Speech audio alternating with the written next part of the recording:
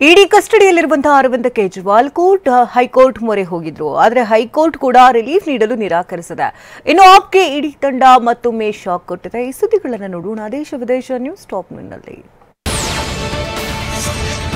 ಇಡಿ ವಶದಲ್ಲಿರುವ Delhi CM ಕೇಜ್ರಿವಾಲ್ಗೆ ಮಧ್ಯಂತರ relief ನೀಡಲು Delhi high court ನಿರಾಕರಿಸಿದೆ. ನೋಟಿಸ್ಗಳನ್ನು ಮಾತ್ರ ಹೊರಡಿಸಿದ ನ್ಯಾಯಾಲಯ ಮುಂದಿನ ವಿಚಾರಣೆಯನ್ನ ಏಪ್ರಿಲ್ 3ಕ್ಕೆ ಮುಂದೂಡಿದೆ. ನ್ಯಾಯಮೂರ್ತಿ ಸ್ಮರಣಾಕಾಂತ್ ಶರ್ಮಾ ಅವರಿದ್ದ ಪೀಠ ಕೇಜ್ರಿವಾಲ್ ಮನವಿಯ ಮೇಲೆ ಇಡಿಗೆ ನೋಟಿಸ್ ಜಾರಿ ಮಾಡಿದ್ದು ಏಪ್ರಿಲ್ 2ರೊಳಗೆ ಉತ್ತರಿಸಲು ಸೂಚನೆ ಕೊಟ್ಟಿದೆ.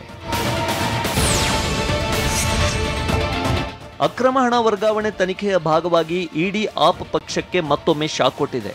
ತಡರಾತ್ರಿ ದೆಹಲಿಯ ಆಮ್ ಆದ್ಮಿ ಪಕ್ಷದ ನಾಯಕ ದೀಪಕ್ ಸಿಂಗ್ಲಾ ಅವರ ಕಚೇರಿ ಮತ್ತು ಮನೆ ಮೇಲೆ ಇಡಿ ಶೋಧ ಕಾರ್ಯ ನಡೆಸಿದೆ. ತಡರಾತ್ರಿ ಫಾರೆನ್ಸಿಕ್ ತಂಡ ಕೂಡ ಭೇಟಿ ಕೊಟ್ಟು ಶೋಧ ನಡೆಸಿದೆ.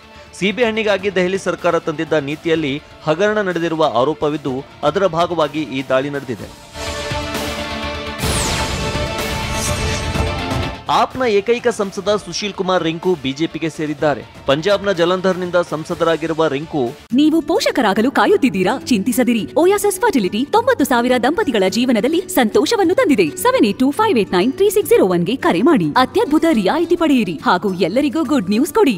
ಆಪ್ ಶಾಸಕ ಶಿತಿನ್ ಅಂಗುರಾಲ್ ಜೊತೆಗೆ ಬಿಜೆಪಿಗೆ ಸೇರ್ಪಡೆಯಾಗಿದ್ದಾರೆ. ಎಎಪಿ ರಾಷ್ಟ್ರೀಯ ಸಂಚಾಲಕ ಮತ್ತು ದೆಹಲಿ ಮುಖ್ಯಮಂತ್ರಿ ಅರವಿಂದ್ ಕೇಜ್ರಿವಾಲ್ ಅಬಕಾರಿ ನೀತಿ ಪ್ರಕರಣಕ್ಕೆ ಸಂಬಂಧಿಸಿದಂತೆ ಇಡಿ ವಶದಲ್ಲಿರುವಾಗಲೇ ಪಕ್ಷಕ್ಕೆ ಈ ಹೊಡೆತ ಬಿದ್ದಿದೆ. ಮಹಾರಾಷ್ಟ್ರದ ಪಕ್ಷೇತರ ಅಭ್ಯರ್ಥಿ ನಟಿ ನವನೀತ್ ರಾಣಾ ಬಿಜೆಪಿಗೆ ಸೇರ್ಪಡೆಯಾಗಿದ್ದಾರೆ. ನಿನ್ನೆ ನಾಗ್ಪುರದಲ್ಲಿ ಮಹಾರಾಷ್ಟ್ರ ಬಿಜೆಪಿ ರಾಜ್ಯಾಧ್ಯಕ್ಷ ಚಂದ್ರಶೇಖರ್ ಬವಾಂಕೋಲೆ ಸಮ್ಮುಖದಲ್ಲಿ ಬಿಜೆಪಿಗೆ ಸೇರ್ಪಡೆಯಾದರು.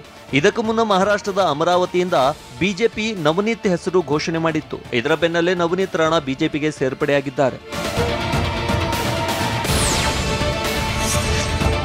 ಲೋಕಸಭಾ ಚುನಾವಣೆಗೆ ಸ್ಪರ್ಧಿಸುವುದಕ್ಕೆ ಬೇಕಾಗಿರುವಷ್ಟು ಹಣ ತಮ್ಮ ಬಳಿ ಇಲ್ಲವಾದ್ದರಿಂದ ಟಿಕೆಟ್ ಆಫರ್ ಅನ್ನು ನಿರಾಕರಿಸಿರುವುದಾಗಿ ನಿರ್ಮಲಾ ಸೀತಾರಾಮನ್ ಹೇಳಿದ್ದಾರೆ.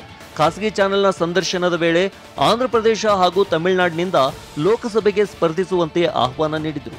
1 ವಾರ ಯೋಚನೆ ಮಾಡಿದ್ದೆ, ಆದರೆ ಚುನಾವಣೆಗೆ ಬೇಕಾದ ಹಣ ಇಲ್ಲದ ಕಾರಣ ಸ್ಪರ್ಧೆಯ ಆಹ್ವಾನವನ್ನ ನಿರಾಕರಿಸಿದೆ ಅಂತ ಹೇಳಿದ್ದಾರೆ.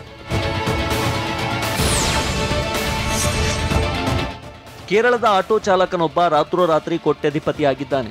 ರಾತ್ರಿ ತಾನೇ ಖರೀದಿಸಿದ್ದ ಟಿಕೆಟ್ ಬೆಳಗ್ಗೆ ಪ್ರಥಮ ಬಹುಮಾನ ಪಡೆದಿದ್ದು ಬರೋಬ್ಬರಿ 10 ಕೋಟಿ ರೂಪಾಯಿ ಗೆದ್ದು ಕೋಟ್ಯಧಿಪತಿಯಾಗಿದ್ದಾನೆ. ಕೇರಳದ ಕಣ್ಣೂರಿನ ಅಳ್ಕೋಡ್ ನಿವಾಸಿ ನಾಸರ್ 10 ಕೋಟಿ ರೂಪಾಯಿ ಬಂಪರ್ ಲಾಟರಿ ಗೆದ್ದು ರಾತ್ರೋರಾತ್ರಿ ಕೋಟ್ಯಧಿಪತಿಯಾಗಿದ್ದಾನೆ.